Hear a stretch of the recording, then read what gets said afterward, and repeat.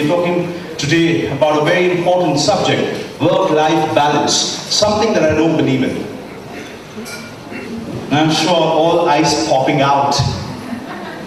What are you talking? You've been invited to talk about work-life balance. I believe there is work, I believe there is life, and I believe there is work and life. And those two things have to coexist. They have to coexist in some balance or the other, any which way. I believe the purpose of work and the purpose of life, the purpose of work and the purpose of life, and the purpose of you being over here today is only that you are seeking happiness.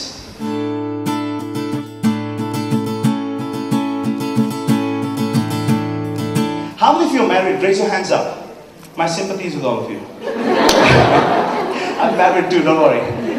Okay? Now, I'm trying to say that if we do a few things right, if you do a few things right, you get a lot of extra time. If you get a lot of extra time, you can do what you want to do with the rest of the time.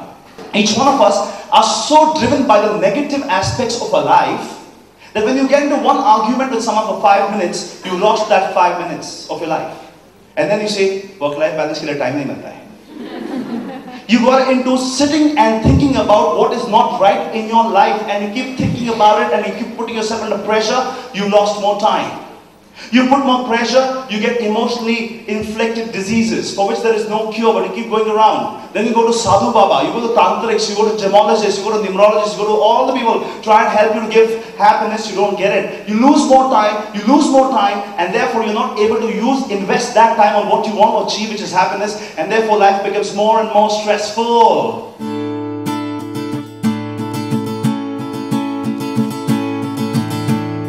Why is my husband the way he is? And husbands ask me, why is my wife the way she is? So I tell them, look, what's the problem with the wife? They say, problem is this, if I go home early, she says, why do you come early? If I go late, she says, why do you come late? If I give her a call, she says, why do you call me up? If I don't give her a call, she says, why don't you call me up? Whatever I do, she has a problem with that. So I said, don't worry, I'll explain to you the logic, the science behind why the wife is the way wife is. All the wives over here, raise your hands up, quick. Hands down. Once upon a time, you were a child. True or false? And when you were a child, you had a favorite toy. What was that? Doll. Doll, exactly. Some had original Barbie doll and some had duplicate ones. But we all had a doll. Now you were so driven with your life with that doll that you would try and comb her hair, feed her, give her water, change her clothes, whether she liked or not. You never asked, but you did it. You made her a lawyer one day, you made her a scientist one day, you made her a doctor one day, she never complained. You got her married once, twice, thrice, she didn't complain.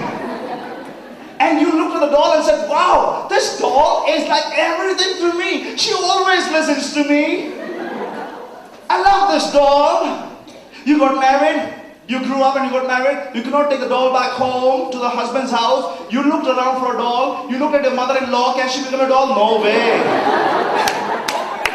You looked around at your brother-in-law. You looked around at your sister-in-law. No way. Your search didn't end because you were very determined. And finally you looked at your husband and said, doll. Yeah, enjoy. Be happy in the process. So now you got married, you look at the husband, look at the guy as a doll, you tell the guy, why did you come late? Why did you come early? Why did you call me? Why did you call me up? The husband is so confused. He's like, what does she think of me? He just doesn't have an answer to your problems and his problem with you. And finally, ladies and gentlemen, you look around for the doll, but the only problem with the doll is this doll speaks.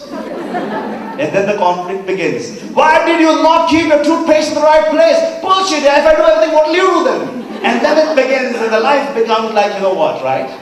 How much time do we lose every day in fixing things?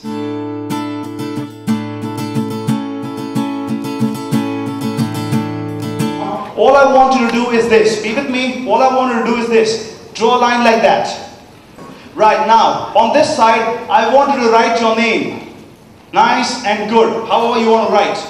Take the pen in your other hand. Now try writing your name with the pen on the other side. As nicely, as well, as neatly as you can. What happened? You're taking more time. Last time you finished in 5 seconds.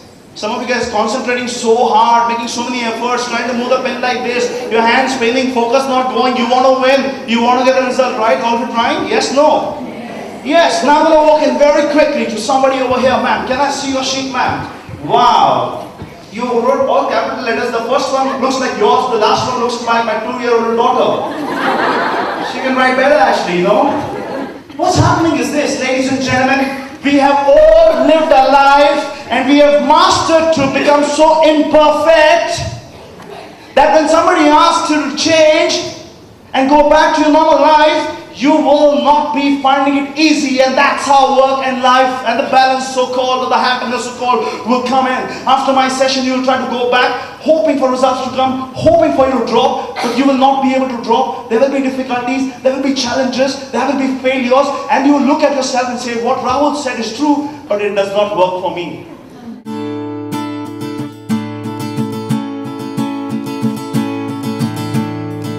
I tell you, if there are 100 mistakes to make, and if I make one mistake now, how many am I left with? How many are you left with? Who's getting better? Me. Make mistakes. It's okay. Break the mental model. It is okay to make mistakes. It is okay to make mistakes, not a problem. It is okay to fail, not a problem. It's okay to go down, not a problem. You think things just happen like that? No, they don't. Only with your mental models being broken, you will create new space for your life.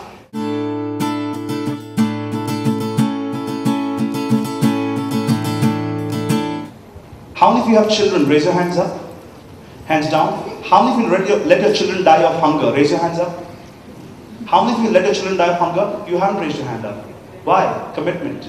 Come what may, I'll not let my child die of hunger. Can you bring the same commitment for that problem and say, I commit to myself, not to the rest of the world, I commit to myself, I'll fix this problem. Life will become more peaceful. Tool number 1, commitment. Tool number 2 is integrity. Integrity means honor your words. Say what you do and do what you say. How many of us are victims of these our own sentences? We say, I'll get up at 6 o'clock, come what may. You get up at 6 o'clock and you sleep again. You make a commitment, come what may, I will take a holiday. And you've been making that commitment to yourself, but you keep breaking it, you don't take holidays at all.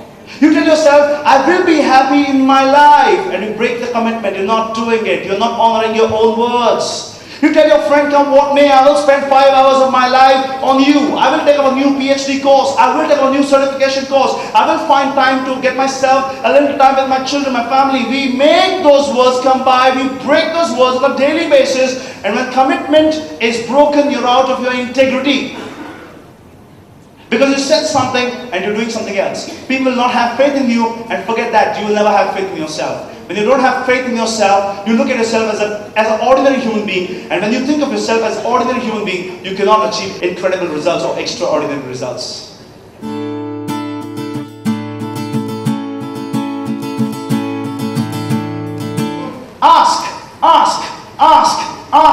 Ask as much as you want to.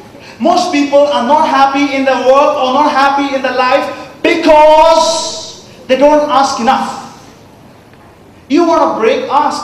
Your teacher can give you a break, may not give you a break. But now, forget the asking to the HOD, but go back to the previous points of commitment, integrity, putting something at stake, and being a stand. Your performance goes up that way. When the performance goes up that way, you don't never have to ask. People will give you here before you ask. So you take and go, you're a champion, whatever you want to take. We don't ask people for a hug. You all live in a family. You know there are problems. You know your husband can help you. But you don't ask. You know why? Because previously when you asked, your husband didn't support you. And now you have made your mental model, asking your husband is of no use. He will not help any which way. But now if you look at the husband in a totally different way that I explained to you, and I'm saying let go of the problems, build a relationship, create so much love and happiness with the husband that when you say, husband, I need some help, he said, baby, whatever for you, tell me what you want. And he will do it for you.